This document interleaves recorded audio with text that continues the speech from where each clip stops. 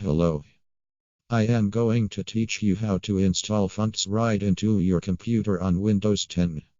Start by opening your browser. Firstly, let's go to Google. In the search bar, search for DaFont.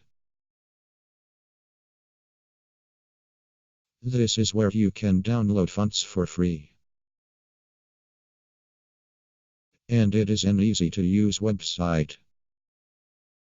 After choosing your font, you can just click on the download button right over here.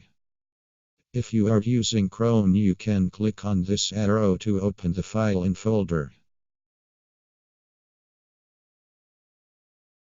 After finding it, it is time to extract the contents of the folder. Right-click on the folder and click on the extract to extract its content. Now you should find a TTF file or files in some cases. Just right-click on the file and click install. After installing, you can check your font in a program. I am going to open Inkscape to view the font.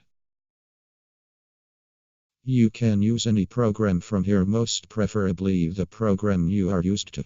I am just scrolling looking for the font we just downloaded. Here it is, Longshot. And just like that, we have installed our font and now we can use it for any project we need it in. This has been the How To Manual. Thanks for watching.